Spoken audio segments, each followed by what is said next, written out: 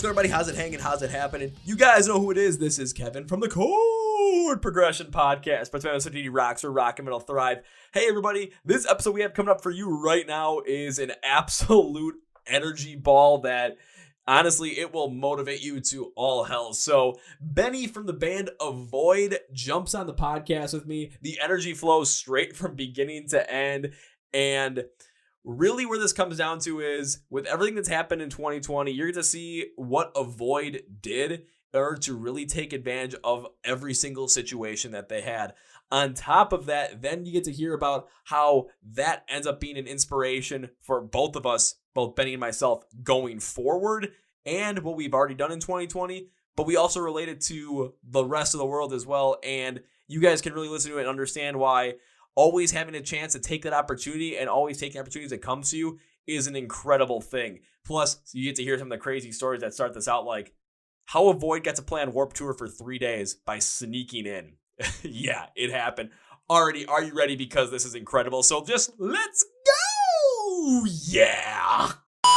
Well, ladies and gentlemen, boys and girls, listeners of the Chord Progression Podcast, another big thanks to the man, Joe Alfano, for helping set this one up. Joe, again, thank you very much. And this band that we're talking today and this guy we're talking today, well, they did some things in 2020. Specifically, their Song About James was number 30 on the Sirius XM Octane BigUns of the Year for 2020.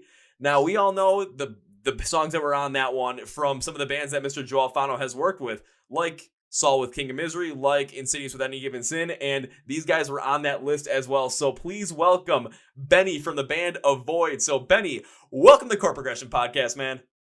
Chord Progression, what the fuck is going on? I'm Benny and I sing in the band Avoid and I'm happy to be here. Well, shit, you just took through two of my first 3 questions for the intro right away, so I don't even have to ask those, but I do have to ask the third one, because the first 2 are always your name and what you do in the band. You basically took that right out of my mouth. But the third, oh, I know you're going to enjoy this one. I want to know a little fun fact about yourself. However, here's the caveat. I like to know the wackiest fact or the wackiest story you can possibly think of. I've heard some really wacky stuff. Always a favorite of mine is the Tinder bio, but I know not many people have that. So whatever wacky fact or wacky story you can come up with, I'm all ears. Make me laugh, man. Well, I don't have a Tinder bio. I'm a good old boy. I've had a girlfriend for like 6 years and it's all fucking fun and games. But check this out. What the hell is this? What the hell, man? I'm really good at one hand clapping. Holy shit. Now whenever they do the whole entire, like, ever heard the sound of one hand clapping? You can just be like, yeah, like this. Me, I've got small hands and small fingers. I can't really do that very well. For a person my size, my hands are ridiculously small. Hey, man, it's all fun. Who fucking cares, bro? It's like everyone has their weird things. I don't know. Like, that's probably the weirdest. Like, I don't know. That's the first thing that came to brain for me. So that's what I choose as my fun fact. I'm really good at one hand clapping, and I could probably set the world record if I tried. Honestly, we should probably send the guys from Guinness Book of World Records out to you to check it out, because seeing not only how many times you can do it, like within a minute or within an hour, but also just the speed of it as well. There's got to be something like that. I mean, hell, they have the world record for the world's largest ball of yarn that's sitting probably somewhere in Kansas right now. So there's definitely going to be something. I used to watch that show Nitro Circus, and they had one episode where they broke a bunch of world records, and that was one of the things on there. One of the guys was really good at one hand clapping, and he set the world record, and I was like, how do you fucking do that? And it took me like 4 years to learn how to do that. And I was so fucking proud of myself when I figured it out.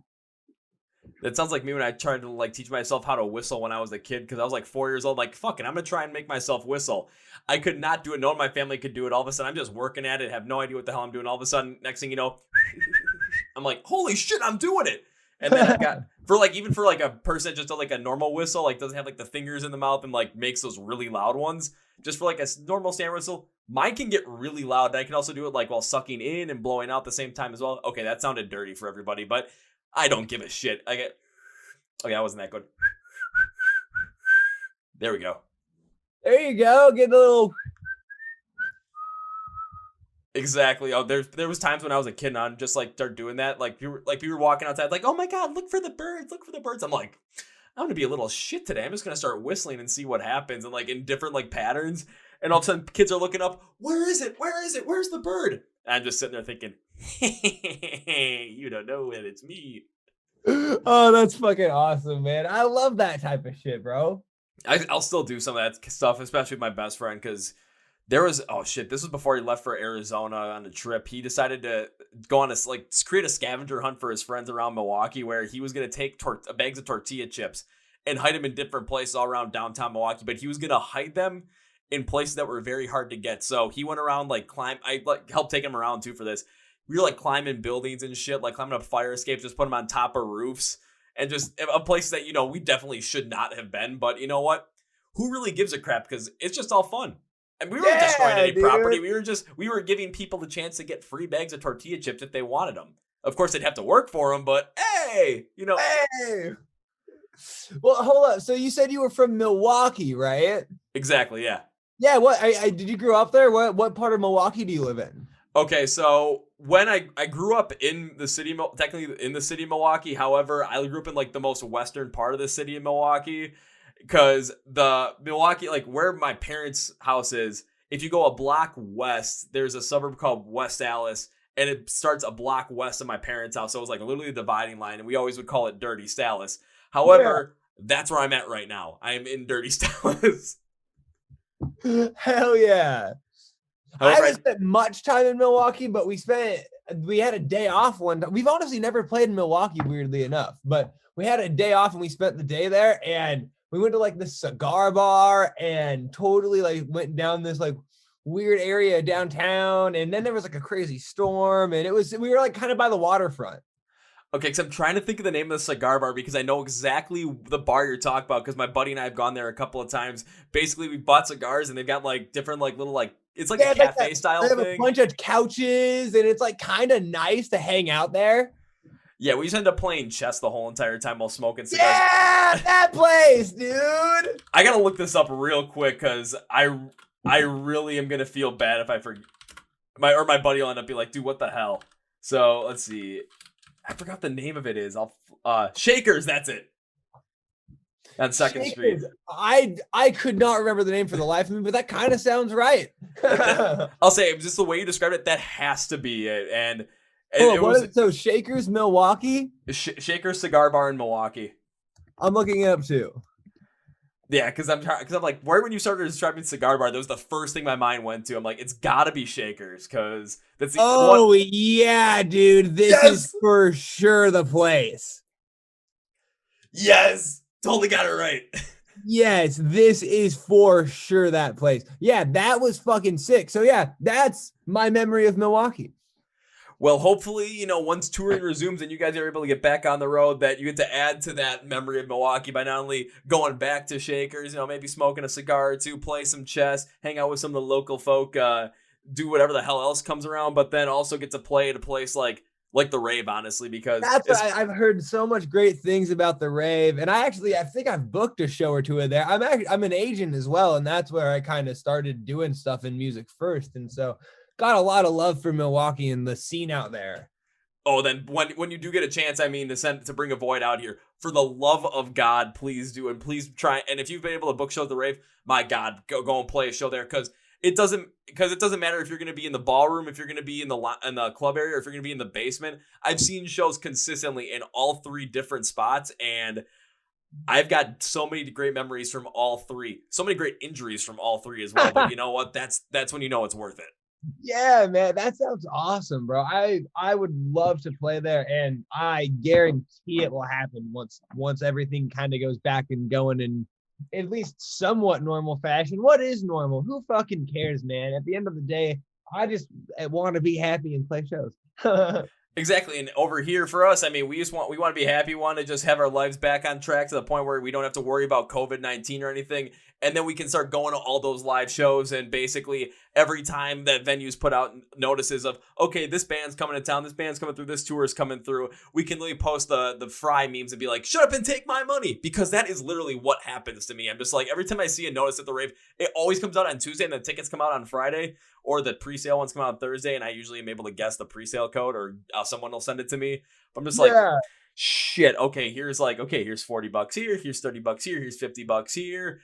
Sometimes I've gone 100. I'm like, okay, fuck it, we're gonna go 100. Why? We're gonna get the VIP. We're gonna do the fucking full. We're gonna go that all 9. I've never actually done any VIP for anybody. The best I've done was like anytime, like any major concerts. Like I've just been getting the expensive ones so that, especially for arenas, so I can be on the floor. I don't want to be anywhere I not on the get that, floor. bro. Like you gotta be the best seat of the house is the best seat in the house, and you can't deny that. Oh God, no. I mean, if you're gonna see a show, like you kind of got to go all out with it. Don't half-ass it. And but my friend, her name's Kathy. She's from Texas, and she's one of the biggest Disturbed fans I ever met in my entire life.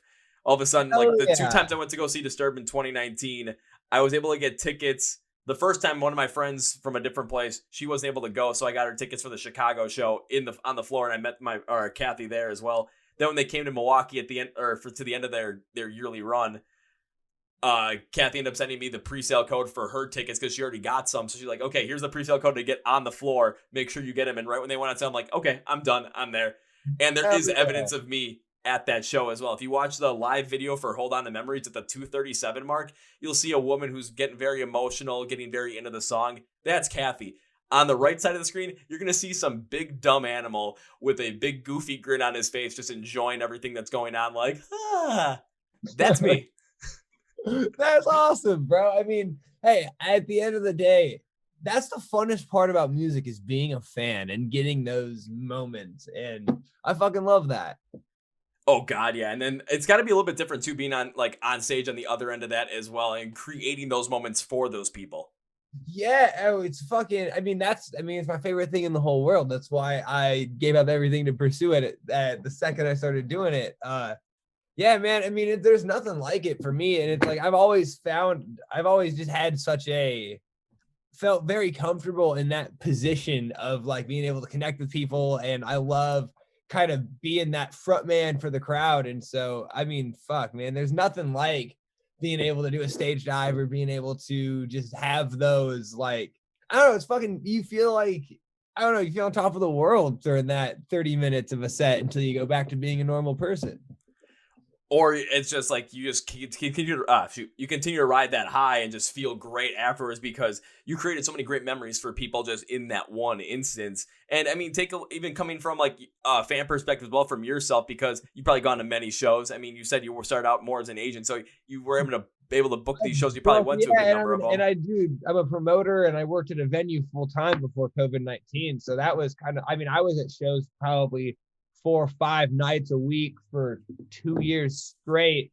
And then, I mean, before that also still, I mean, I've been going to, like, I can't even fucking describe it, man. I love going to shows, putting on shows, playing shows, everything about creating a memory and creating a scene and creating like that space for people to come and enjoy live music and be with their friends. Like, because you know what I mean? Some of the people like going for the music. Some of the people like just going for, you hang out outside all night and just hang out with your friends. You don't really watch any of the bands. And it's like, I mean, hey, watch our band. But also it's like, at the end of the day, it's like, no, man, enjoy the show however you need to. It's like, this is a community, and I just love being able to build that. And what I've gotten to learn as being a promoter over the years is it's like, it's so cool to like learn the different parts of those communities and meet the people that are hanging out outside and the people that hang out in the back and the people that mosh and the people that buy all the VIPs. And it's like, you know what I mean? You start to see similar faces after a while, and it's like, it's cool, bro. I fucking love it. And not only that, but like you get to meet the different sects of people where it's like, okay, this sect is going to be the one that's sitting outside. This sect is going to be the one that's kind of just watching the show, enjoying the performance. You're going to get the crazy guys like me that are going in the mosh pit because we just want to, just destroy some stuff. Or not only that, but then just enjoy that. You just get the adrenaline rush off of it. That's pretty much what it's for. I love that feeling. Or then you get the people that are always buying the VIP stuff, and you're seeing how people are connecting with the music and connecting with these bands in completely different ways.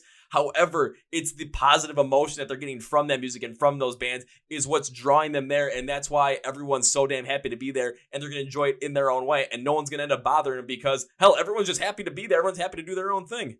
Yeah, man. I mean, it's all about the community. That's the most important thing, at least to me, man.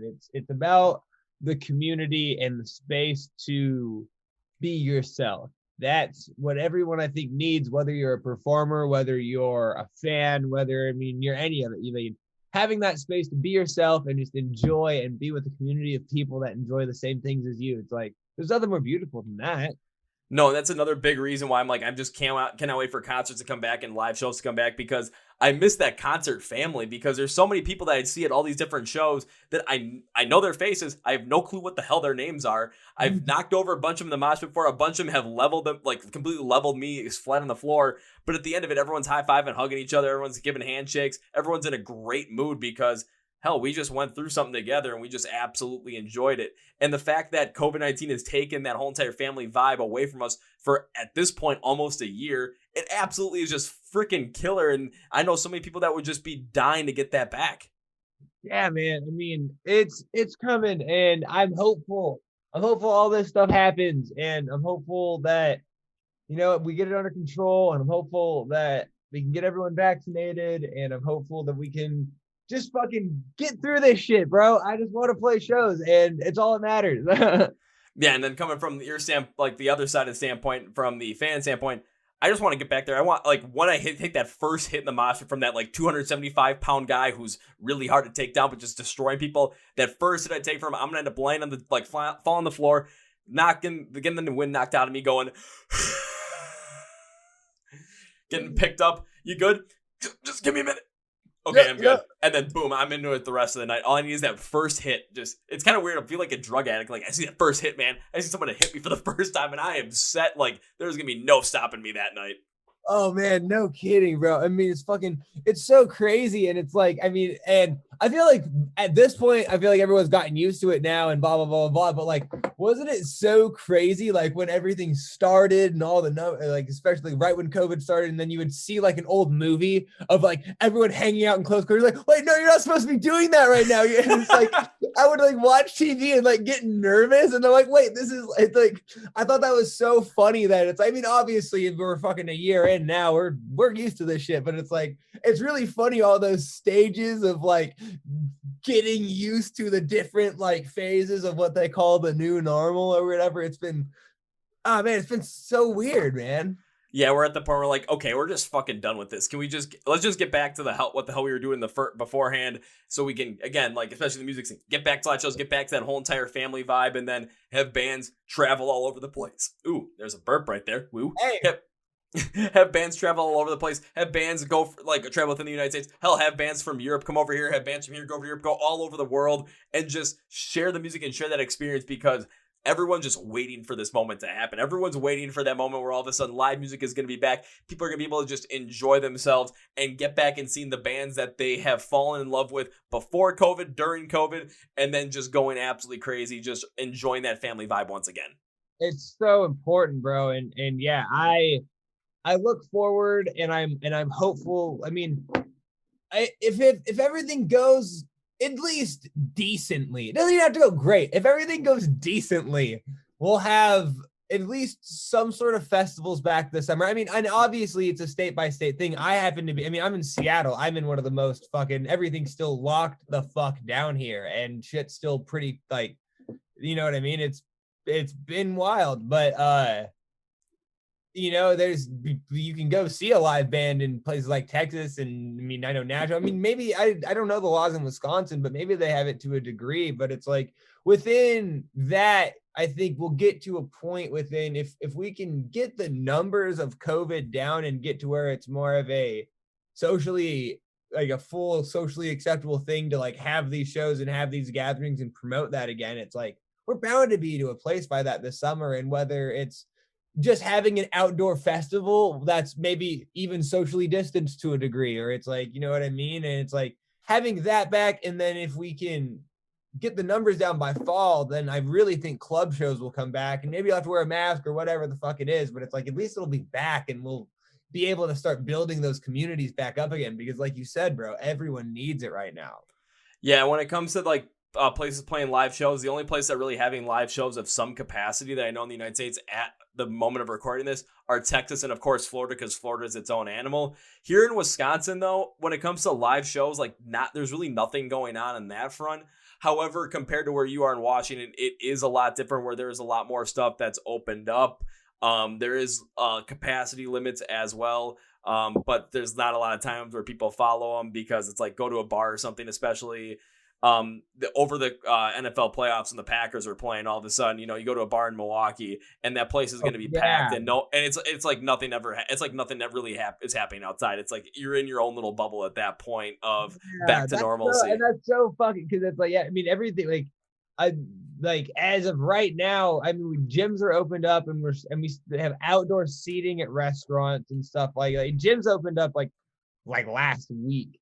And bars were because we shut down again in like the beginning of December, because after everything really spiked on the West Coast at like at the end of like November after Thanksgiving and whatnot. Yeah. So California, Oregon, and Washington put strict regulations in kind of through this season, and it was probably about 6 weeks that it was everything. We were doing like maybe 25% indoor dining and kind of loosening up a little bit. Bars were open a little bit, and then we kind of shut all that back down, and now we're slowly dipping our toes back into that again. Yeah, I think for us, we should have, like, we were getting close to that point of shutting down again right around Thanksgiving, because at that time, like, COVID cases per day were, like, new case or confirmed case were, like, up to, like, 8,000 or something. Yeah. And all of a sudden, it's, like, Thanksgiving happened, and next thing you know, all of a sudden, like, what they expected to happen, the reverse happened. Literally, all of a sudden, the cases were dropping, and then all of a sudden, oh, Christmas is gonna happen. All of a sudden, right now, I'm still seeing cases, like, new cases.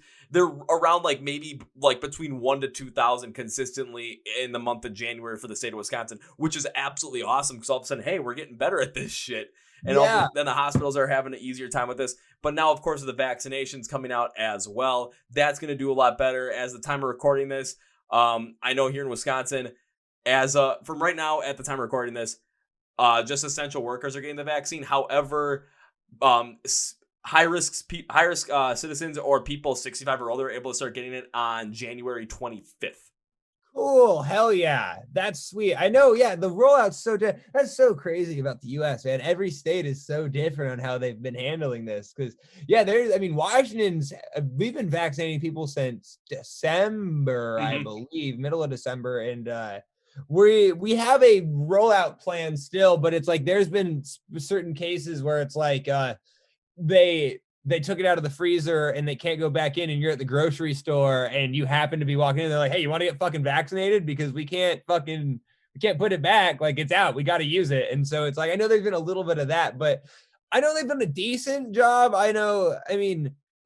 You can always critique. I choose at this point, because I spent so much time being mad about shit this year, I'm just going to choose to go for the light of things and be hopeful for everything right now. And, and I understand the skepticism too. What gives me light is that it's like, there's really not that big of a risk. And I mean, besides the 1% that you have in every scenario. And so it's like, even if they find out it was a fucking dud, which I really don't think it will be, it's like, I do have a little bit of solace in knowing that it's like, there's not really anything that could go that bad in it, because we've done the RNA vaccines before. But I'm also a dumbass and just, I'm living life, bro. Oh, trust me, I'm in that dumbass living life stage too. However, for me, where I'm lucky is I've got a cousin who is very connected with this stuff and has been working on vaccines for years as well. So that's sweet. So, but I don't think she wasn't working on the COVID one. She's worked with the mRNA vaccine style stuff. So I'm like, hey, before all this vaccine stuff gets crazy, before people start really like pampering you with like all these different questions and skepticism, I told her, can you just explain to me like what's all going on? Like I said, I have no idea what any of this is, and I'm not trying to put you in any kind of position to be like, oh, tell me to get it. No, I just want to know what's going on so I understand what's going in me. That's basically all I wanted to know. And everyone should ask that question. You should know what's going in you, but it's like, you also, exactly. But that's super sweet that you've been able to have that insight on it. Yeah, so when everyone's like, oh, I'm starting to see all the people like, oh, here's my vaccine card. I did this for all every people out there. I did this for my friends. I'm like, no, you just did it because you could get it, and then we can get to the next stage. We just want to you got it so you can get back to normal, and that's what we all want. So let's just stick it at that. I'm like, if I'm going to get it, I'm going to get it. I'm not going to say anything like, hey, I got the first shot. Okay, I got the second shot. I got my card. I'm good to go. I mean, and that's how it should be. You know what I mean? You don't see people going out saying, I got the flu shot, whether they did or didn't do it. You don't see anyone going like, I got the malaria vaccine. I got like, I mean, we have so many different vaccines, and it's like, and they've been proven to work through the years. I got the polio vaccine. I got the chickenpox vaccine. It's like, you don't fucking see people posting that shit. It's just like, be educated, do what you got to do, and that's it. It's like, it doesn't need to be this whole social media, like social warrior thing. It just needs to be do it, and let's just get back. It doesn't need to be a status thing. It's gonna need to be something where it's like, let's do it so that we can get past this, so that, especially for our scenario, so we can get back to being in the mosh pit. That's pretty much it. And then for everybody else, it's like, oh, I want to get it so that we can go back and travel again. Yeah, that's fine. Just get it. That's it. Yeah, exactly, bro. But it's like, I have a lot of hope for everything, and that's where I'm at in this year. It's like, I think we'll have it back to whatever capacity it is. We will have it back this year, and that's what I'm happy about. We'll have it back this year at some point. It's just dependent upon when, because I've been seeing a couple of different things as well happen over the course of like the first couple of months of 2021, where all of a sudden it's like, okay, there's certain the group that puts together Incarceration and Rock on the Ridge, like they're like, hell yeah, we're going for full 2021 at the moment. Again, things can change, but right now we are a go. However, I know Glastonbury over in England, they canceled their whole entire thing for 2021. So we're seeing different things. However, for our side of it, because we're both in the United States, we're seeing the venues being like, and these promotions being like, hey, we're planning on doing this for 2021. It's still a go as of this moment. So I'm a little more hopeful on that front. For me wanting to go over to Europe, though, in September and see all the bands that I've interviewed over in Europe, I'm starting to get a little worried about that now. I know. I hope that we can get to some sort of things, but it's just like, exactly, man. It's like, I don't know, but it's like, within it, what's been your, like, have you picked up any new hobbies or anything through this shit? Honestly, this. Because when I started doing the podcast for this, it was basically myself the whole entire time. That was it. Once COVID hit and once everything started to get shut down, I've only done one solo episode between then and now. And now I'm on doing two interviews, like releasing 2 interviews a week, sometimes 3, just because of that. And I've grown this to get to a point where all of a sudden I'm interviewing bands that are not just like local or regional, like they're starting to become more national acts as well. And I'm absolutely floored by that. And I don't think I would have been able to do that had 2020 happened normally, where all of a sudden I'd been going to a lot more shows, bands would have been on the road more, and I wouldn't have had this opportunity. However, I decided, you know what? This is the way it is right now. I can't fucking change it. So what can I do to make this best for me? And a lot of bands are doing that as well, where all of a sudden you're starting to see all these amazing releases preparing for 2021. I'm like, holy shit. This is what the bands were doing during this time. Like 2021 in terms of new music, especially later in the year, especially if we can get back to touring. Holy crap. I'm going to be listening to like 3 or 4 new albums a week. Dude, it's going to be so good. I'm so excited. And it's like, there's so many great bands that have so much planned for the new year. It's like, yeah, 2021 is going to be such a great music year. And that's so cool to hear that that's what's built your podcast, is being able to like meet these new bands during quarantine and kind of branch out a little bit, man. That's wonderful, bro. Yeah, and even from your perspective as well, too, from this whole entire situation, you have a different perspective than almost anyone I've ever talked to, due to the fact that, yes, you are on stage performing with a Void as well. However, you've lived in the scene in completely different ways as well. As an agent, as a promoter, working at a venue, consistently being in that live show realm. So you're seeing it from all different aspects. You have a completely different perspective on this stuff. So when it comes to live shows come back and what it needs to have happen and how these bands are going to end up getting out on the road to do this, you have a perspective on this that no one I've talked to yet has had. Well, I appreciate that, man. And yeah, it's weird because it's just like, I've really tried to take my bias out of it and just try and stay as educated as I can throughout this process to see how we can get back to normal, but as safe as possible. Because it's like, I'm also like, I have a lot of autoimmune people in my life that are very at risk of this. And it's just like, man, it's like, it's crazy because it's so weird that we're in a position where it's like this virus that most people that will get it will be okay, but there really is this percentage that can get just wiped the fuck out, and it's our loved ones and it's our this. And so it's just like, that's kind of been what I've been trying to do, is just learn what are the possible steps to do it safely and do it properly and do it in the best way possible? Because it's like, at the end of the day, we want our communities, but we also want our communities to be healthy. And that's this is the worst thing to put us with. Like, you literally put us in that position. It's like, fuck, bro. But yeah, I mean, because we were on tour when everything hit. We were 2 weeks into a 7-week run when everything hit. We played a show in Cleveland on March, I think it was March 15th. It was March either 14th or 15th. That's it right 16th. It was. No, because the only reason I remember that is because the last show I saw before everything shut down was March 14th, because it was a Saturday, and I went down to Chicago because it was the only time I was going to potentially get to see the guys from Kingdom Collapse that year. So I'm like, fuck it, I'm going. And then all of a sudden, 3 days later, all of a sudden, I'm in the gym, and all of a sudden, I'm on the bike, and all of a sudden, the guy that owns the gym kind of comes up. He's like, hey, man, we got, governor just said we have to shut down at 5. I'm like, well, what? We going to be reopen tomorrow? Dude, we have no idea we're going to be reopen. I'm like, fuck. Yeah, dude, that shit's so crazy. Yeah, I was on the 14th. That's when our last show was. And that's when Ohio shut down that day. And it was like, fuck. And so we literally just played that show and then just drove back to Seattle. We dropped, our bass player lives in San Diego, and so does our photographer. And so we dropped them off at O'Hare in Chicago, because that was where the next flight was. There was no flights out of Cleveland. And and then we've been pretty much home ever since. We've done a couple trips to shoot music videos in our live stream and stuff. But I mean, yeah, we were gung ho about to tour basically all year long. And then now we're here, and fuck. And you had to completely readjust at that point. But it seems like you guys definitely had that mindset of, instead of, oh shit, this is happening, and we had all this stuff planned for 2020, and now we can't do it. So, well, we wish it was the other way. It seems like you had the mindset of, okay, now this all has completely gone to shit. All our 2020 plans have gone to shit. However, this is the situation now. What can we do to make this situation the best possible? That is exactly what we did. And we were lucky that we had our record ready to go, and we were already planning on putting it out this year, and we just didn't let COVID stop that. And so all of our dates and all of that stuff, it was all planned before this shit hit. We just decided to stick with the plan. And it was really, we got very blessed with some opportunities that we may not have gotten if not in COVID, because so many bigger artists were in a weird lull of not knowing when touring was going to come back, and it might come back soon, but it might be a minute. And a lot of people held their records. And so we were able to get some press opportunities that I feel like we might not have been able to get because of the size of our band.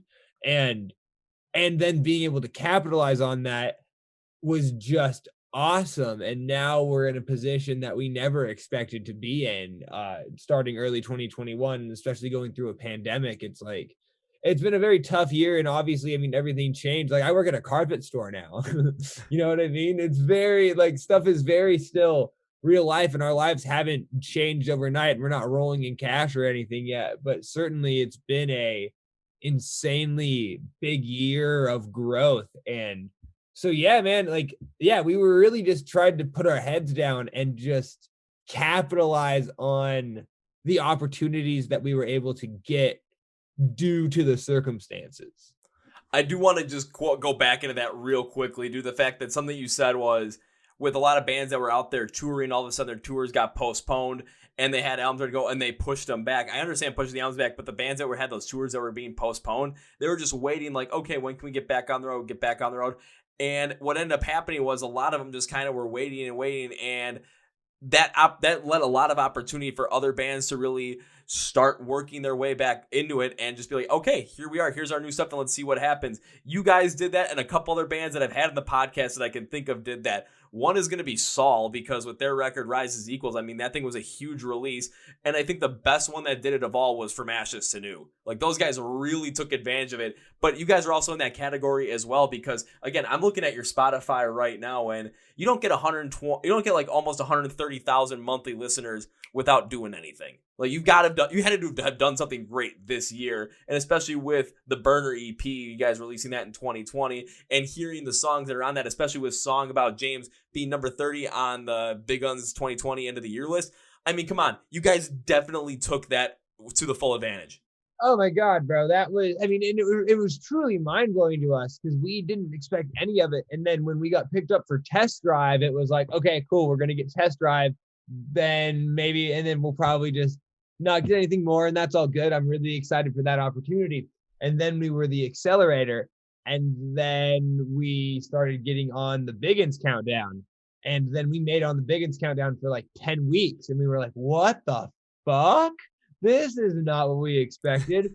And then they hit us up to do that accelerator concert. And, and that was like, wait, what? We had no idea. And and I guess the response that they had gotten on the back end was just great on us. And that we were so, I mean, it was truly mind blowing to us, man. Like we really changed our lives. And then to then top it off at the end of the year to get on the BigUns of the year, it's like, oh shit, man. Like we must have made an impact on this scene to a degree. And then right around the time of being on the accelerator concert too, Jose put us on Liquid Metal as well.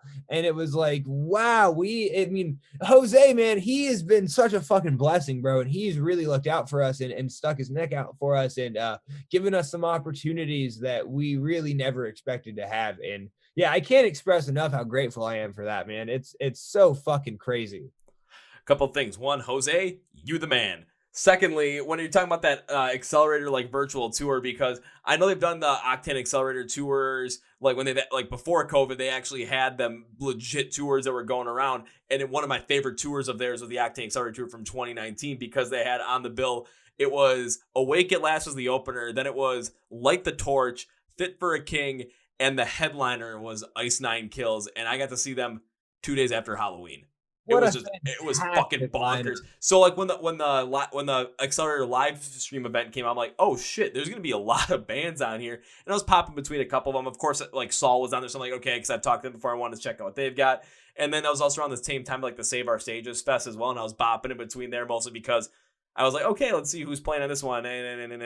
Okay, I gotta watch the Rise Against set. Just kind of going through that. I mean, I'm wearing this shirt. Of course, I've got to watch that set. Yeah. But when it came to just really getting picked up on Octane, I mean, if you guys had gone through 2020 normally, this might not have happened. But when it came for real, this might not have happened, and we're very aware of that. And so it's like, well, like we have a lot of confidence. We love to have fun, and like, hey, we fucking kick ass. You see it in our name. But on the real, we never expected to get maybe these opportunities this year. Wow, we worked really hard for him. And like we've been a band for, I mean, our guitar player Nick and I have been playing together for 8 years. Like we've been doing this for a fucking minute.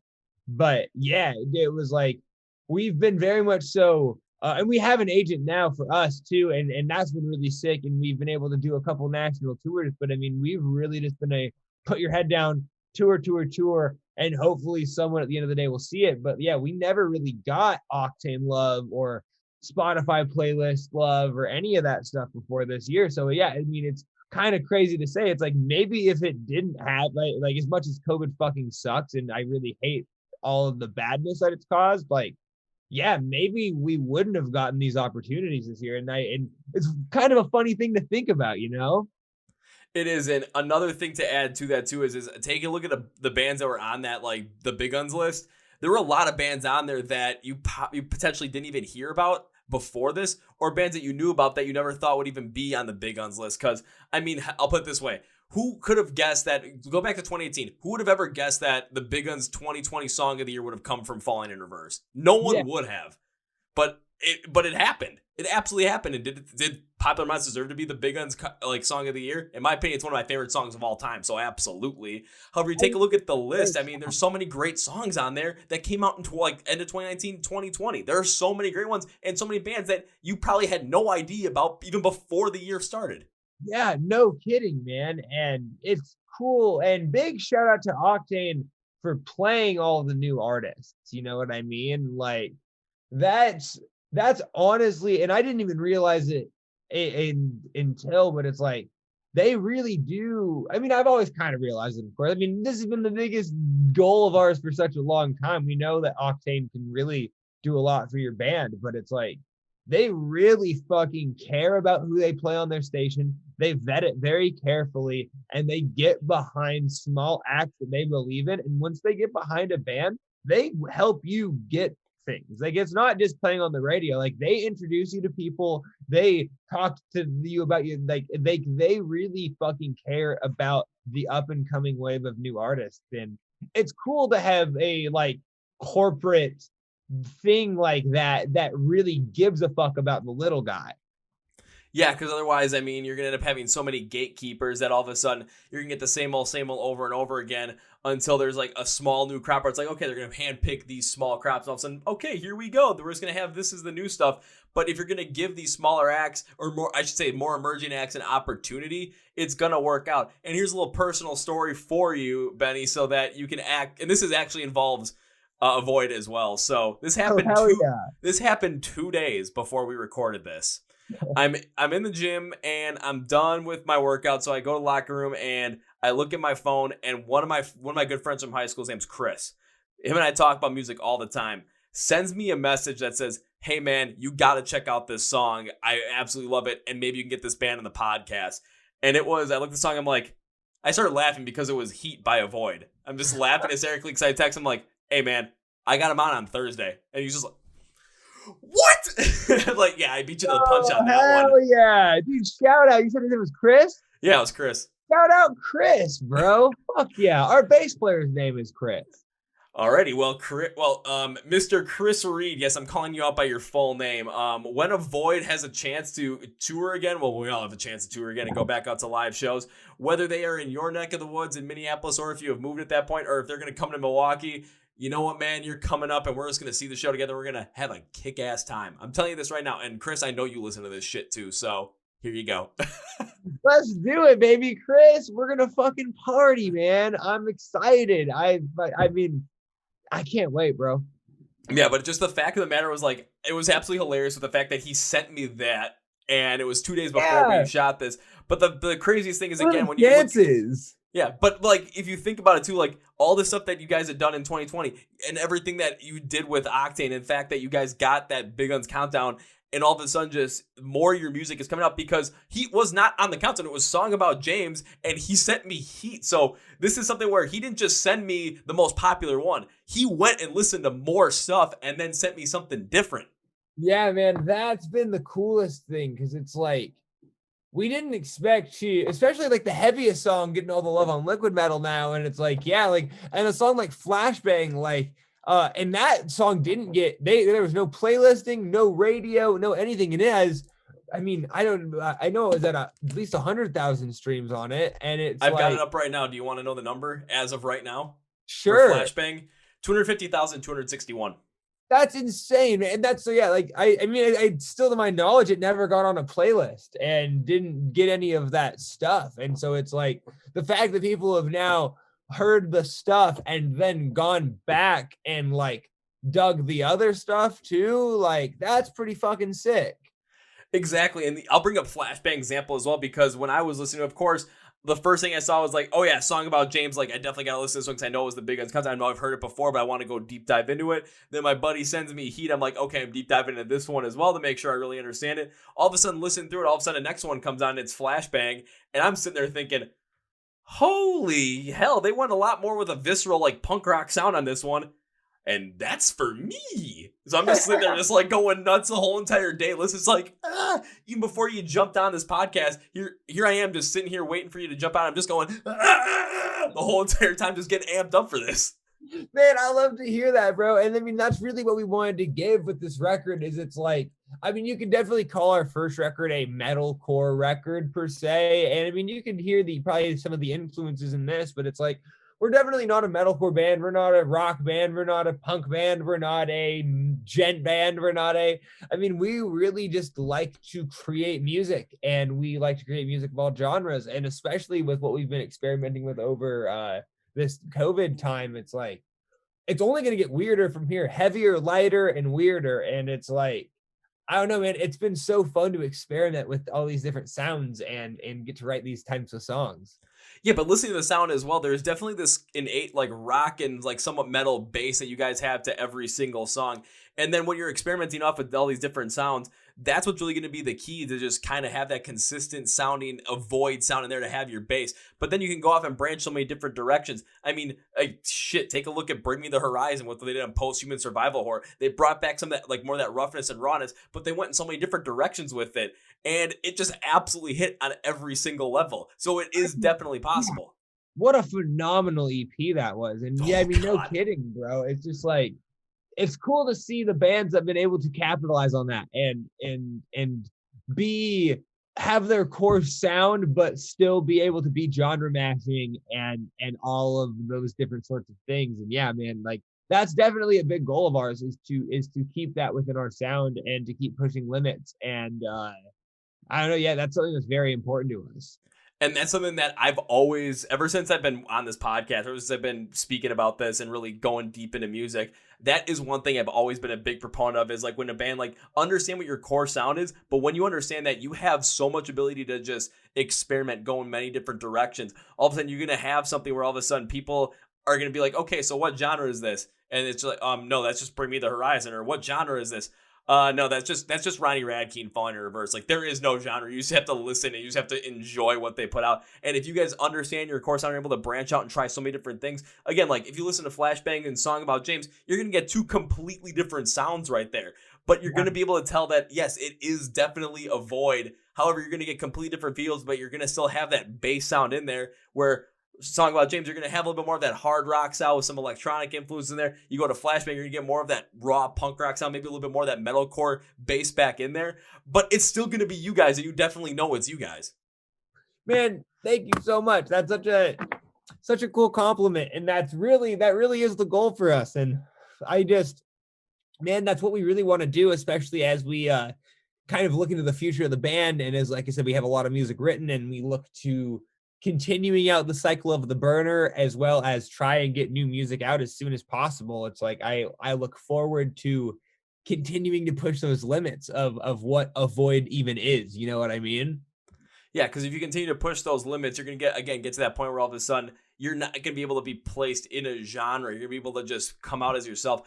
Or like there's even bands that are put into like a very specific genre, but made something of it for themselves and kind of just did an offshoot of it. Like Architects, I mean, ever since I've like the punk rock NBA with Finn McKenty, he's starting to call it Architects Core with the sound they created on Holy Hell. I'm like, well, that's what they created. Or like think about like horrorcore as well, where it's like metalcore with a whole horror inspiration. Again, yeah. Ice Nine Kills, just the base of that is right there. However, yes, they are definitely within that one like stuck, like kind of like are within that one genre that they created for themselves. However, it's theirs. Like it's theirs. They created that, and that, you know, the band based off of their sound, and no one's and like if people are gonna end up trying to like get influenced by that, that's where they're going to go. They're going to go to the heavy hitter right then and there. So they're going to go to Architects. They're going to go to Ice Nine Kills. You're thinking about gothic metalcore. You're going to go to Motionless in White for sure. You're thinking about, I'm trying to think of some other ones that's off the top of my head. Like you're thinking about like some kind of like that, like very consistent hard rock style. You're going to go to like 3 Days Grace or Shinedown. You want to go to something a little bit wackier. You're going to go to like Volbeat or something like that.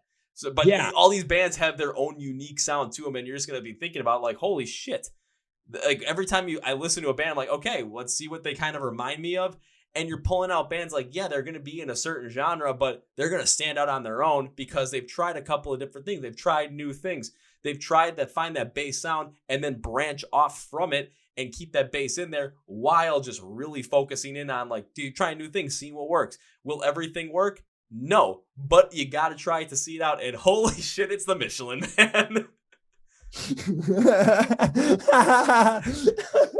It's kind of funny because like where part of your hair, especially on one side of it, it like will bend a little bit, so it'll make it look like the Michelin stripe is like going through your head a little bit.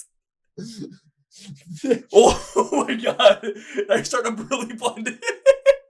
So if you're listening to the audio stream on Spotify Podcast, go play iHeartRadio. Check out the YouTube video for this one because Benny is like in like some weird kind of like very light shadow realm. Michelin Man. You're definitely trying to overtake Modern Day Escape with the wackiness on this one, man. Because I mean, I told you about them beforehand. So if anyone wants to go watch that episode, you can see the David Hasselhoff Speedo guy and also Harambe as the background. But I mean, now we got the Michelin Man. Man, this is just becoming a fantastic podcast every step of the way. This is great.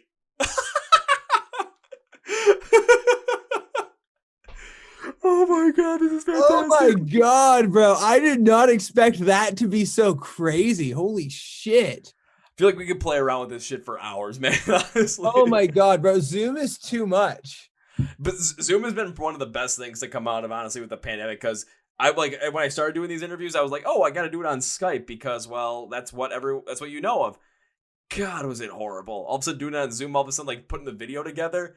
I literally take the video and like, okay, let's see what the video recorded is. What I see right now on screen is what the video is. Like, it's perfectly matched up. It doesn't go any other way. I'm like, yes, this is great. So sweet. And like, man, it's been, I love that it's been able to be so helpful for so many different things, you know? Yeah, I know I know there are bands that have written songs and have been working on albums through Zoom because, of course, you can't get through. Another example, I'll bring up Saul once again when they wrote King of Misery because they did it with David Draymond and Disturbed. They did that all through Zoom. They didn't have they couldn't get together and work on it, so they had to send it all through Zoom and like perform through Zoom. But if you put a mixer attached to your computer, you can basically stream the sound straight to the speaker. You don't have to any kind of weird like phone call or internet audio wackiness. That's so cool, man. Like, I love that. I love the innovation that technology's done, man. It's fucking so crazy what we're going to get, especially over the next 10 years, man. I'm so excited to watch the innovation happen. The computer I'm running this on, I bought it in 2019. It'll be obsolete by 2023 at the latest. I know, right? It's like shit's changing so fast. It's amazing. It's mind-blowing. It's insane, but then again, like we said earlier, with your music and with me and the podcast as well, it's when things change, we can't wish and hope for things to be like they used to be. We have to continue to have that mindset of, okay, things have changed. Things are in a completely different situation. Do we expect them to be in this situation? No. However, we have to take a look at the situation it is right now and see what we can do right now to make that situation the best for us as possible. Dude, absolutely, bro. And it's like, I mean, I think that's the biggest thing is we got to continue to innovate through this time. And that's what we're going to continue to do. And I know I'm excited to watch other bands do it, other artists, other podcasters, other TV shows. It's like, as it really is amazing what some fucking humans can do when they put their mind to something, you know? Yeah, and it's just another thing too is with all the innovation we've done on here, can we all get together and just absolutely wipe out this whole entire COVID-19 thing? I mean, if we're coming up with all this stuff and we're coming up with all this innovation within our own personal lives, I mean, can we just all, if we all just kind of like, okay, let's just beat this. I mean, hell, let's just get that vaccine rolled out. Let's just get everything together. Boom. All of a sudden, having concerts in like those festivals in the summertime, it's not going to be a question of, yeah, they're probably going to happen, but we're not sure yet. It's going to be a thing of just like, alrighty, where's my ticket and how the hell am I getting there? Dude, no kidding. But and it's like, even to take the objective approach on the innovation, even with that, it's like we were able to fast track a vaccine that typically takes 3+ years in this amount of time. Like, humans are fucking crazy, bro. Like, we don't give ourselves enough credit. You no wonder why mental health is down the drain. Like, we're some amazing motherfuckers, and we should all give ourselves a pat on the back for all the different innovations we've been able to come up with during this time. Exactly. Even for myself as well, just thinking about it, like I had this thought process of like, okay, maybe I should try something like this when live shows come back, especially for a music festival style. And I'm like, okay, let's just try and workshop this, bring it up a couple of times, see if it happens. And I'm set and ready to go do this, especially at Rockfest in Wisconsin in July. And I'm going to literally rent like a Winnebago and I'm going to take it to the venue or take it to the, because it's going to be like an outdoor, just like, outdoor festival kind of stuff. But I'm going to be parked, especially like with the fans and all, because hell, that's the ticket I'm going to end up having. Yeah. However, I'm going to end up packing that thing full with like water, Gatorade, soda, beer, liquor, and I'm going to have like the MSOTD Rocks flag and the Chord Progression podcast on the side of it. And I'm going to message every single band that's there. And some of them I know personally already through this stuff and be like, hey guys, you want to come out, hang out for like 15 minutes, do a little quick interview? I've got water, like all this stuff to drink. If you want some of it, you're free to take it. And of course, give everybody options.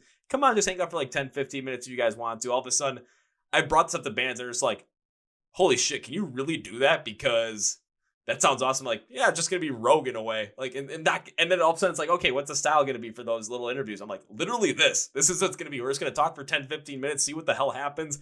And then like a week later, all of a sudden I'm going to put out every single one of them because I'm going to be head down for a week just like, gotta get these videos out. Yeah. No, that's awesome, bro. And I mean, there's no wonder why everyone likes that. Like, it's fucking genius. Like that would be such a good way to bring the people together, and especially like you said, innovate your podcast where you're doing Zoom. You went from being solo, and it's like then you can actually take it to being an interviewer at the festivals and all that shit. Like, that's fucking awesome, man. Yeah, and then also make it like a little incentive, like, hey, if you want to come here, it's like, hey, I've got all this stuff to drink if you want to have some of it. I mean, it's like, 'cause I know some people are like, oh yeah, we don't drink anymore. I'm like, that's why I've got water, Gatorade, and soda, because I don't know what you guys want, but hey, if you just want water, I got you covered. If you're looking for a little more of those electrolytes, like all the plants in the movie Idiocracy, get some Brondo. Yeah, I've got that for you. You want soda? Hell yeah, I got soda. Hey, you want to have a beer with me? I'm more than willing to do that. I love to do that. So yeah, come on. You want a gin and tonic in the morning? Fuck it, I got you covered, man. Choose your own adventure, right? Exactly. And I'm just like, you know what? Could I potentially get kicked out of the venue for like, hey, you're doing press and you're not supposed to be doing press, you don't have a press badge? Who the hell cares? I'm going rogue on this one. If you're doing it in the parking lot, you're fine. I'll say, hey, I'm not trying. I'm telling the bands I'm here, and they're coming to me. I'm not like actively like, hey man, come over here. I'm just messaging them back and forth. I don't know. I mean, we snuck into Warped Tour and played for like 3 days in a row. So it's like, whoa. do whatever you want, really. Whoa. I gotta hear this story. You guys snuck in a Warped Tour and played for 3 days? Yeah. Okay, how the fuck did this happen? Because this is awesome. So we were on Warped Tour, kind of following it and helping out our label, who had they had a tent there for like a week straight, and we were out promoting our first record alone and selling stuff in the line and just trying to get to know people. But we didn't. We only had 3 passes a day, and so not all of us were able to actually get into the grounds with a pass.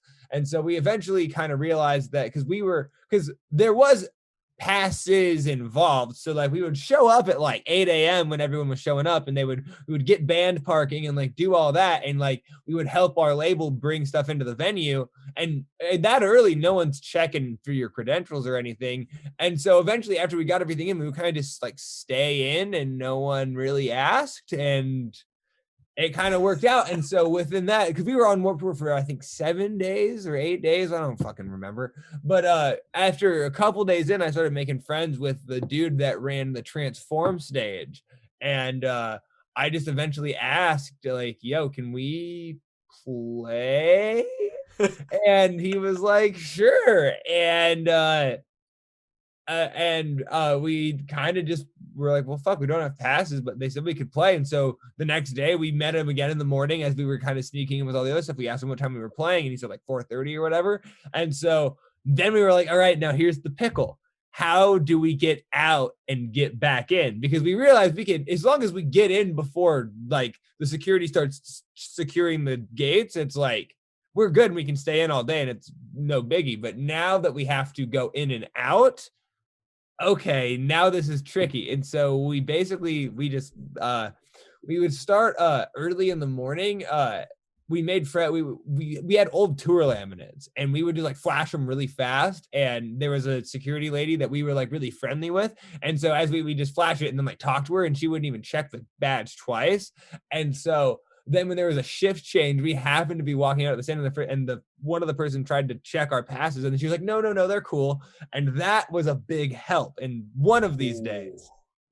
But then, I mean, truthfully, we were able to do it for 3 days in a row because no one's going to question someone rolling in gear at Warped Tour. That is true. You're kind of playing off that, if you act like you're supposed to be there, then it's just going to end up happening.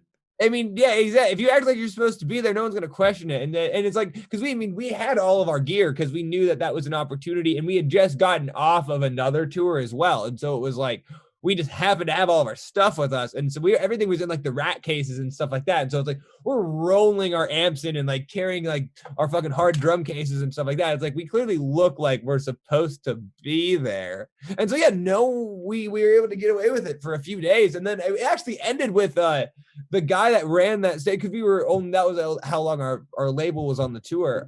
They were like, you guys can be on there was still like probably 15 more dates of Warped Tour. And he was like, yeah, you guys can play the rest of the tour if you want, if you guys can make it. And it was like, we couldn't make it. But it was like, it was crazy. We snuck in for 3 days and then got offered to be on the rest of the tour on that stage.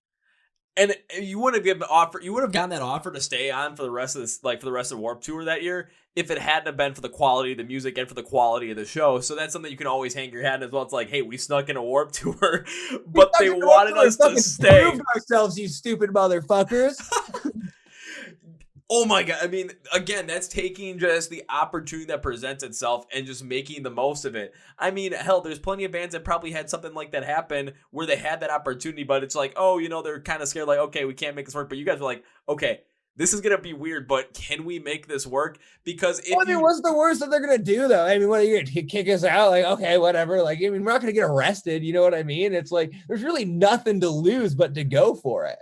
Yeah, I don't think we could get arrested. Maybe we could. Well, I don't know. We didn't think about it at the time because we didn't care because we were just going to go for it. Well, when it comes to taking an opportunity like that, where something that's like not going to get you like arrested or something, or potentially just completely destroy your persona and anything like that, or just something completely that's kind of what we thought about it too, because it's like Warped Tour being like the punk rock tour, and it's like worst case if we get caught.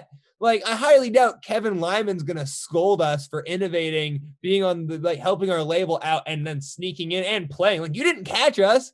Like, at least like, for at least a couple days, it's like, I mean, at the end of the day, if we, like, especially like after the first day, we weren't really worried because we knew we could do it.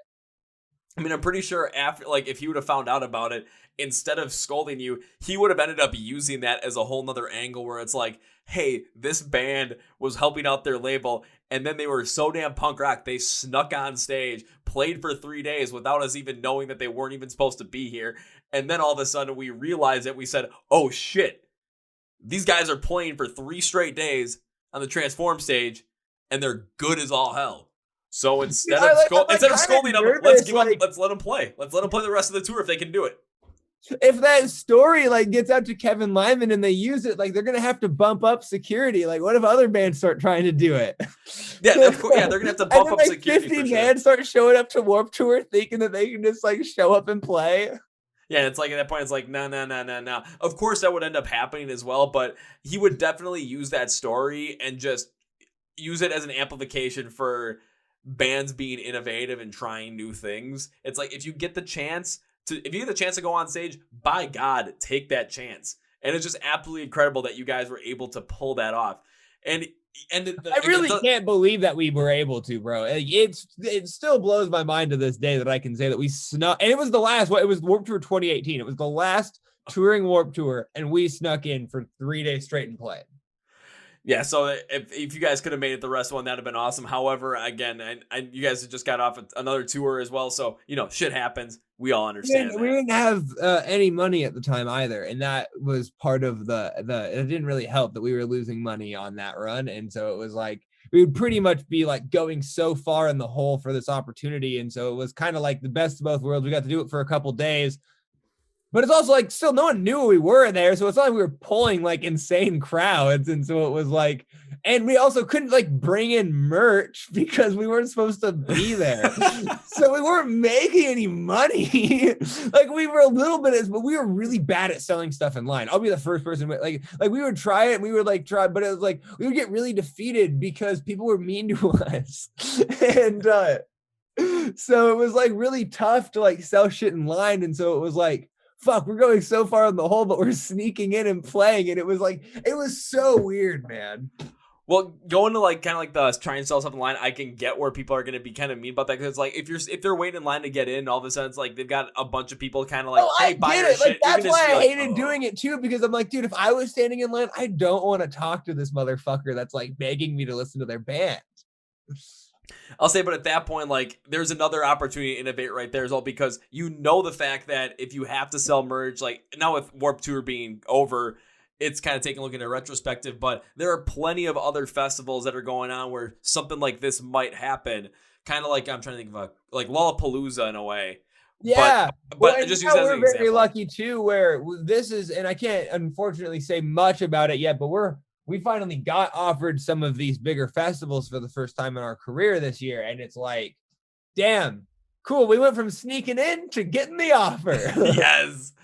But like going for people that might be listening to this, it's kind of like with that selling stuff in line. Yeah, people aren't going to want to have to like talk to you. They're not going to want to listen to your band. It's kind of like the classic, like whenever I'd go to Summerfest in Milwaukee and I'd walk from the third ward over to the front gates, and you're walking along there and all of a sudden they got the barricades for people or so the cars don't go in, but then they've got all the different vendors on the side. It's like, okay, you got a hot dog vendor. I always love the hot dog guy because I'm like, you're coming out of Summerfest and they're selling hot dogs for $1 a piece, a brat for $1.50. Dude, I'm like, I throw down a $5. I'm like, give me 5 hot dogs and I'll end up. I walked home in 2019.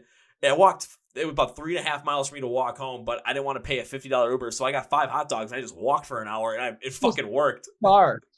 But what ended up happening was also, like, you're walking up there every time and there's so many other people that are trying to like give you their mixtape and give you this and give you that. And I'm just like, okay, I'm trying to get into like, I can't hold on to this stuff as well. But the fact of the matter is if you know this and you kind of have this in your head, like, okay, people don't really want to be messed with, but how can you use that to your advantage? Make it a different approach. Because like on the real too, mad respect.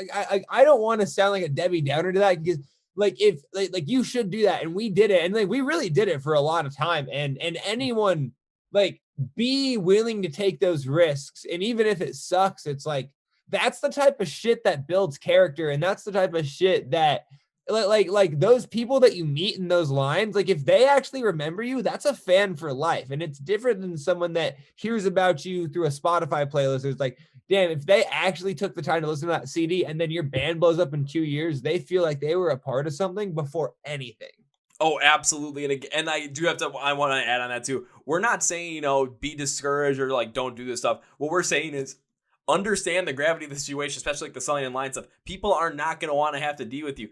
So understand that and figure out how can you make it so that they're interested in you, so that they want to talk to you. Find a way to do that. And if you think about that, you're going to end up being the band that stands out in that line, because there's going to be so many people trying to do this stuff. You want to be the one that stands out in that front, because by the time these people are going to the gates, they're going to go see the bands that they really like. When they think about it at the end of the night, your band's name is going to be somewhere in their mind. They're going to end up checking out. They might still have your CD. They might have, hell, if you have a mixtape cassette style, you might still have that. You might give them like a little piece of paper that has a code on it where they can go online, all of a sudden download whatever the heck music you're having out there for free and just to check it out. I mean, it could be anything.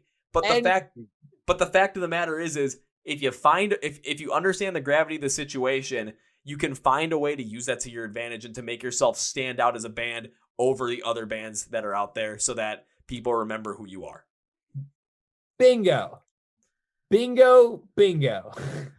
Finally, I usually always say this, but finally I'm using my economics degree for something. Economics, man. What a fucking trip. Yep, that was me. I got an economics degree from the University of Minnesota. It took me 3.5 years to get it, and now I am podcasting and interviewing musicians and having incredible conversations with them, having a blast them. But I'm always able to bring it in at some weird points just like that. And like taking a look again with you guys sneaking into Warped Tour. Again, it's you found the opportunity. What's the opportunity cost of like doing the other thing and not going and doing it? Well, nothing. If you take the chance, could you have gotten kicked out of the tour? Absolutely. But the fact of the matter was, you would have taken the chance and you would have gotten the no. But you took the chance and you got the yes. If you didn't take the chance, you would have ended up with the no, because who the hell would have known about you guys? Exactly. It's like, I don't know. That's really been our opportunity since day one. And like I started booking tours for us. Like when we started touring when I was 16, and that was me booking tours in the back of class in high school, like just cold calling venues. Like I would bring my laptop to school, not pay attention in class, and then just like look up look up like music venues in Portland, Oregon, music venues in Sacramento, California. And I would just like cold email literally like 15 of them and hope one of them responds and like maybe negotiate a $50 deal. And it was crazy, man. And then like that's really our roots. Like it's literally just been trying to take advantage of any opportunity, and if there isn't an opportunity, make one. I mean, that best kind of like speaks to the whole entire like philosophy of your band right there, because it started out from when you were in frickin' high school, just literally not paying attention and focusing on this. And it kind of reminds me a little bit of like the story with like Travis Barker, where he ended up getting all tatted up even on his face as well, so that he didn't have to fall back into the backup plan of like going to corporate America if it didn't work out. Like he forcibly put himself there. Seems like you guys kind of took the same route as well, where it's like, okay, and like I'm in school right now. I'm in high school. Okay, I'm gonna cold email and cold call all these different venues to see if we can play and kind of double down on that and take that risk. All of a sudden, again, Warped Tour comes around. Take that risk. And then you get a chance to like potentially like put out an EP that's absolutely incredible and then get it featured on Sirius XM Octane with Song and James being on the Big Guns list. Yeah, you got to take that opportunity and give it a shot. If you didn't, then you would have definitely gotten that no answer. If you do take that opportunity, you might get the no answer, but you might also get the yes. So what would you rather have? Would you rather have a 100% rejection chance or a 50% rejection chance? If it's me, I'm taking the 50% rejection chance because I know that I have a chance to succeed. And if I don't take that, then I know I have failed completely. And in the music industry, rejection is inevitable. You're going to get rejected by so many people. Like you literally, like that's what this industry is. And so it's like, exactly. It's like, take the chance, because if it doesn't work out, it doesn't work out. But at least there is a chance of success. And you never know where you're going to find success. And typically it's not wherever you think it's going to be.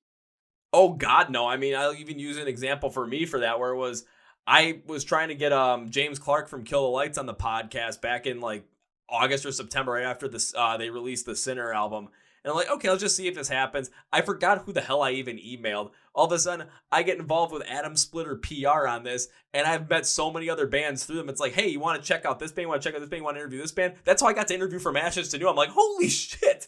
And I wouldn't have done that outside of that. Also, I got into the different media group as well. And I'm like, okay, I've got with a couple of bands, and I've got this one band. First one I got was a band called Outlier. Literally, yeah. I was talking with their lead singer Joey, and for the first time we tried talking, all of a sudden, like for the first few minutes, conversation was going great, but his Wi-Fi kept cutting out, so we decided to stop it that day, go to the next day, and like I'm waiting the next day for about half hour for him to get on the call. I'm like, is this guy freaking standing me up? What the hell? Jumps on the call a half hour later. I'm like, right, I'm about to close out of it. And he's like, hey man, I got to finish up recording something for 10 minutes. So quickly, just talk to my producer for 10 minutes and enjoy. I'm like, what the heck, man? Why do I get to talk to your producer? And it was Justin DeBlick, the former guitarist for Ice Nine Kills. Oh, that's pretty And I was wearing cool. an Ice Nine Kills shirt that day as well. I was just like, okay, this is awesome. But it's just That's stuff like cool, man. But it's just stuff like that, like reaching out, just trying for something. Have I gotten plenty of rejections from bands as well? Yeah, I have. Have I gotten rejections from other like management companies? Yes, I have. However, every time I do that, I'm like, okay, it kind of adds. It kind of depends on how you look at it.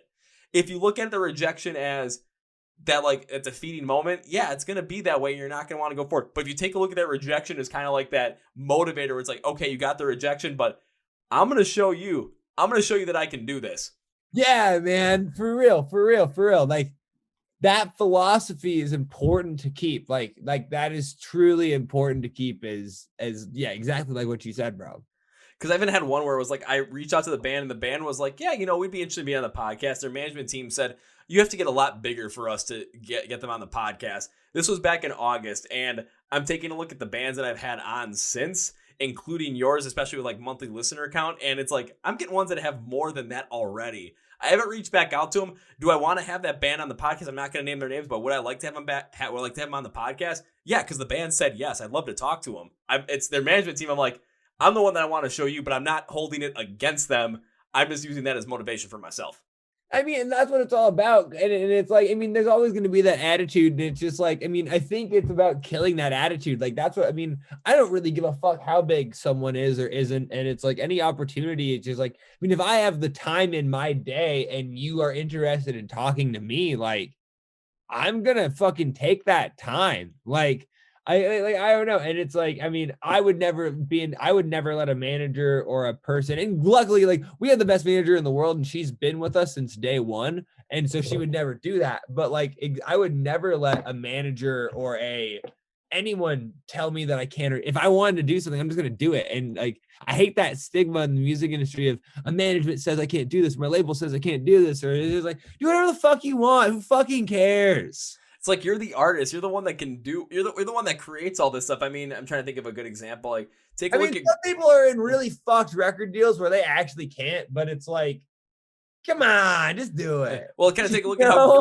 at how Green Day got out of their one record deal, where it's like they had a certain number of albums, and all of a sudden they came out with Uno Dos Tres like within 2 months of each other, just so they could complete 3 whole albums and get out of that deal. I looked at them like, well, that's a one way to go about it, but it worked.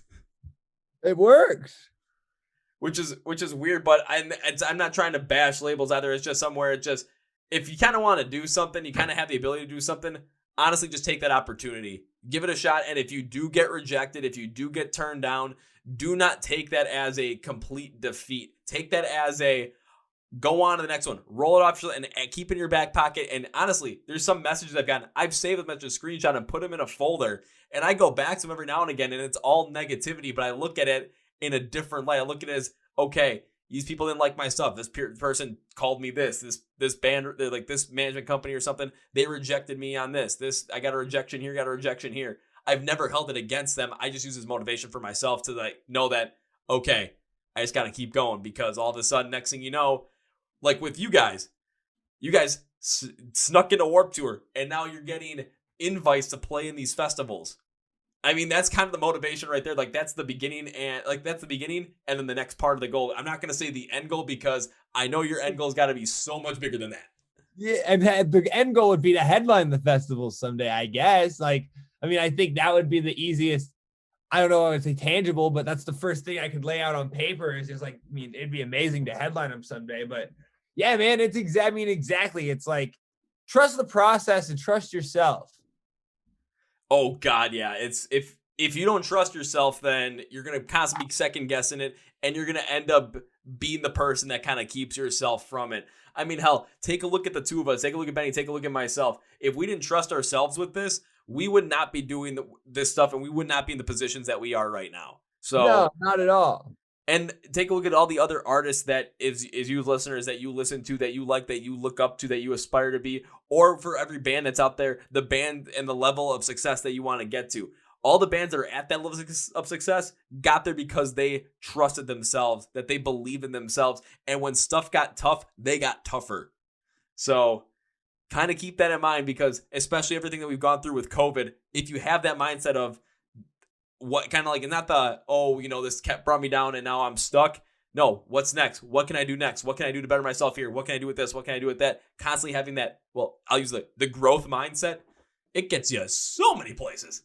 So many places, bro. I love your energy, man. It's been so fucking great to get to know you, man. Like, I love your values and I love to hear your story, man. This has been so fun. It's been fun on my end too, because I mean, I got to hear the whole entire Warped Tour story from you. We got to talk about a lot of this stuff. I got to hear stuff from your perspective as well, not only as a musician, but also working as a promoter, agent, working in a venue as well, doing this as your passion. I mean, hell, since we were 16 and like 15 and trying to cold call these venues, you have a different perspective on this that I haven't really heard of from many other people. Do other people have this perspective? Maybe like working when they were that young, trying to get on shows, but like as an agent, as a promoter, working in the venue, I mean, not many people are going to have this full range of expertise and knowledge that you do when it comes to talking about the situation and talking about what's going on in what happened in 2020, what's going on into 2021, and how you guys really took advantage of all those opportunities that you had. I mean, hell, I'm thinking about this right now. It's like every time I'm thinking about something that you're saying, I'm also taking it, but also, related to certain emotions I have, especially I do this with music as well, where I'm like, I'm relating this to my own self. And all of a sudden, I mean, this is getting me amped up. We're shooting this later into the night, and I've got like 5 hours sleep each night the past 3 nights, and I'm flying right now. Dude, I mean, that's exactly what it is. It's like good conversation and working hard and like-minded people, bro. Like that's going to give you such a great energy, man. It's important. It does. So my next question, are you a fucking Brewers fan or what? Yep. Taking all our fucking Mariners. Hey, I mean, we've tried to get some things going on. I mean, we had 2018, which was looking all good, and all of a sudden we ran into the Dodgers. We got to find a way to beat the Dodgers. That's pretty much it, because I don't like that. There is literally a lineup that you guys have. Like, my girlfriend is a big Brewers fan because of all the Mariners fans that go over there. Like, It's hilarious because there was a lineup that they were running last year. I think it was in spring training, but it was literally identical to a Mariners lineup a year before. It was all of the exact same players in the same lineup. Oh my God. Okay, that is actually absolutely hilarious. Yeah, I've been a Brewers fan since when I wasn't getting into baseball. Like, I was kind of just didn't really have a favorite team. I was kind of bouncing around. I'm like, okay, I always had a little thing for the Marlins as well because I always liked the old logo, which is why I usually wear the old Marlins cap on the podcast. That's Also because awesome. it's a black hat, and my Brewers one is a little tight on my head right now, especially with the earbud or the headphones. So I usually don't wear it as much. Plus, it's kind of all dirty right now. But all of a sudden, like 2007 rolls around, and I'm like getting a little bit more into baseball. And when it comes to the sports and the teams I like, I'm like the complete black sheep of my family where I don't like any teams that anybody else likes. However, when it came to baseball, I started really liking the Brewers because I was liking the players that were on the team. Plus, my dad is a huge Brewers fan. So it was like a sports thing that I could connect with my dad from. That's awesome. So I take it then you're not a Packers fan? Absolutely not. Let's go. Yeah. I'm not sure how you will take it this way, but I am a huge Vikings fan. Yeah, that's hilarious because I know the rivalry. I mean, I don't really care. I mean, you guys missed the kick on one of the biggest games you could have beat against the Seahawks. So, so I take it you're definitely a Seahawks fan, right? Die hard, bro. Die hard. Actually, I will say, I really liked Brett Favre when I was growing up. And so I liked the Packers growing up, but like when I actually started following sports and getting into it and whatnot, I mean, I'm diehard Seahawks. Yeah. I never liked the Packers, but when Brett Favre played from when I was a kid, I enjoyed watching Brett Favre play. It was so much fun. So fucking good. I mean, he's just the GOAT, just an outstanding quarterback. But just to kind of tell you a little bit of story with the whole entire Seahawks Vikings thing, with that game that happened, that 20 wildcard game that happened, it was like super duper cold. I could have been at that game because I went to school up in Minnesota at the time. I just couldn't get a ride back, and I need to get a ride back for 2 weeks because I had some work I had to do. And then I was able to go back out to Minnesota, but I'm like, I can't get a ride back, so I'm kind of screwed. When the kick went up, like I was super excited. All of a sudden, the kick goes up. Blair Walsh misses it. I'm in my parents' base with my buddy Sam, and if this is my body, I just went like this to the floor. My dad and one of his friends come running downstairs, and they're just looking at me, just like I'm laying down flat on the floor. My dad is laughing hysterically. He just says, "Kevin, I gotta ask you after this. How does that make you feel?" I'm laying flat, like spread eagle on the floor, flat down my face. I pick up my head, turn to the left, and I just say, "You know what, Dad? I've had worse." Because my brother's a huge Saints fan, so that 2009 title game was like World War III in our house. Oh God, dude. And then and how ironic is it that the Seahawks signed Blair Walsh the next year? I couldn't believe it. I'm like, why would you guys do that? Like, that's mean. That's fucking mean.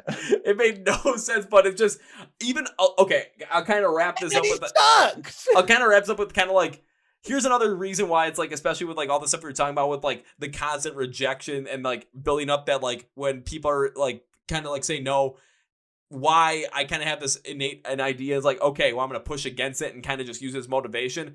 Growing up in Wisconsin as a Vikings fan, I mean, I got all the ridicule you could possibly imagine, especially my brother, who's not even a Packers fan. He's a Saints fan, but, he always would just get on my case on everything. I mean, I can imagine. I mean, it's Cheesehead Central there.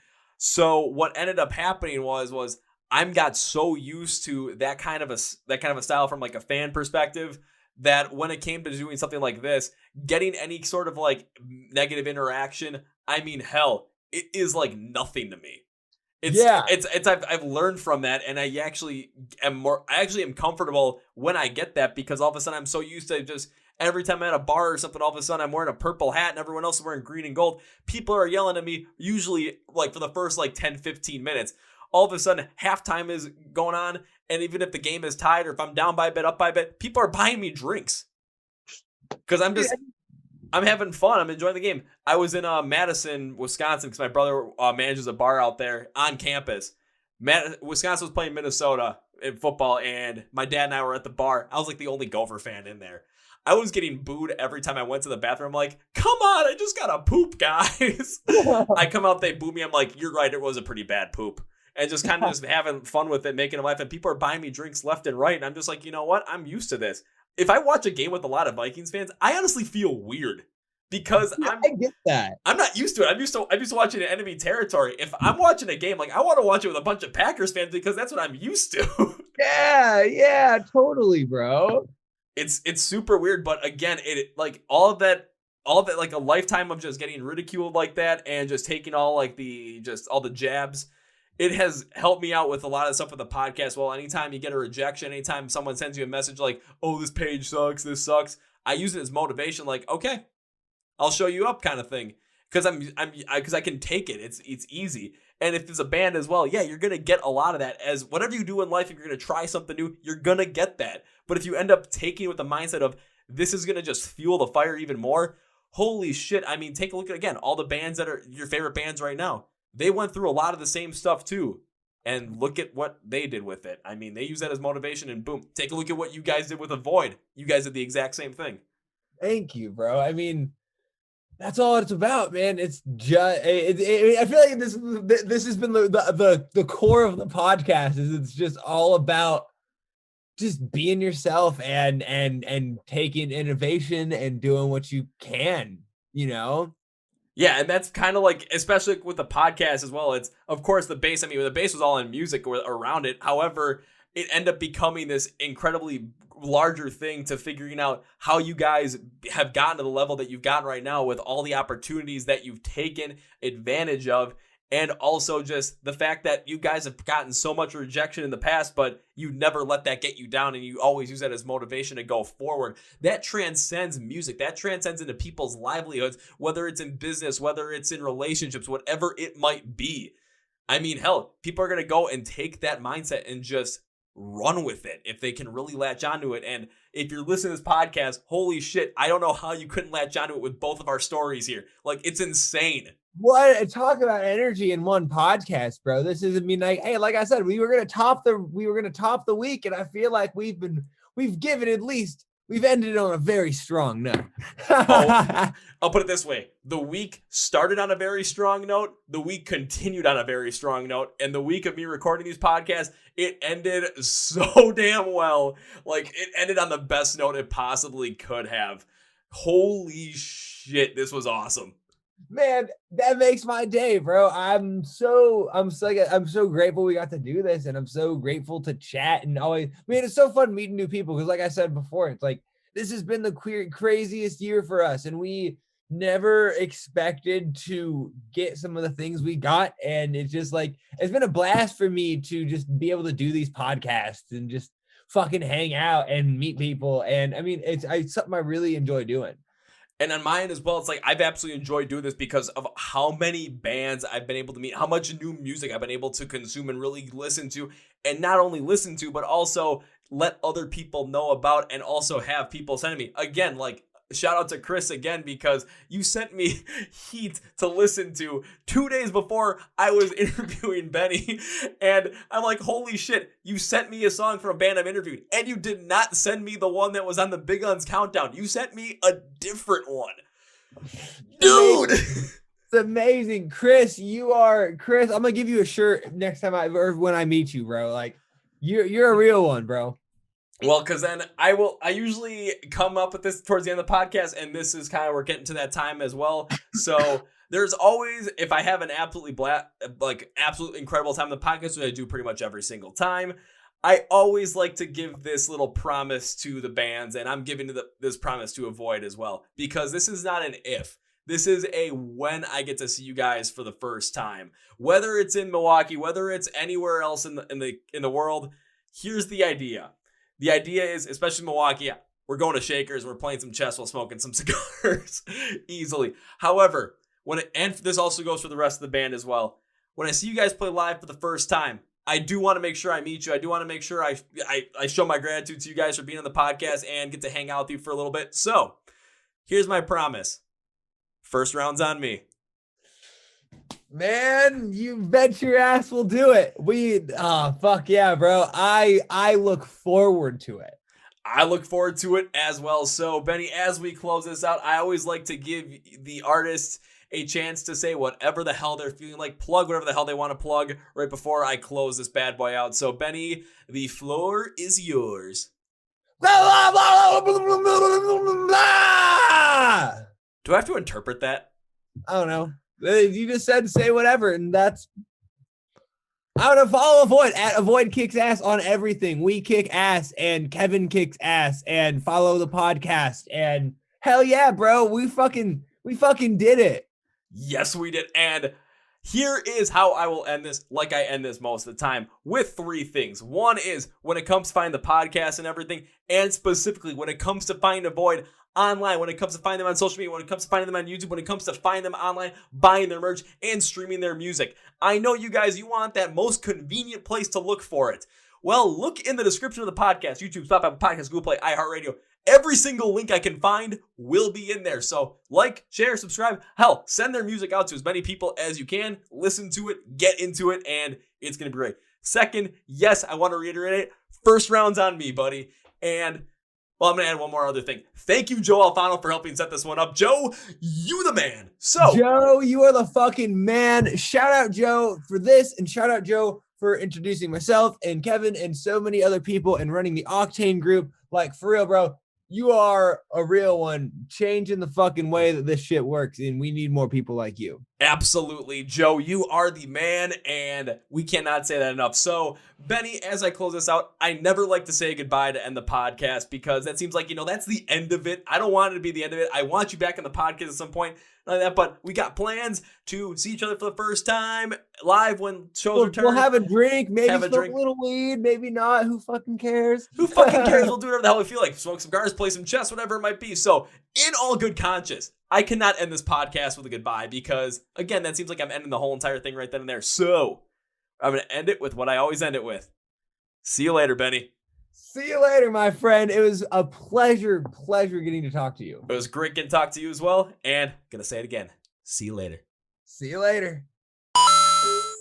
Well, folks, that's my interview with Benny from the band Avoid. Again, big shout out to you, Mr. Joe Alfano. You are the man. And we need more people like Joe in the scene today because he's one of those guys that's helping connect all these great bands that are coming up to so many people, like he did with Avoid, like he's done with other bands that have been on the podcast, like Kingdom Collapse, Other Day Dawns, The Strangest Angels, Envisions, and many, many more. Yeah, Agent Embers is one of them as well.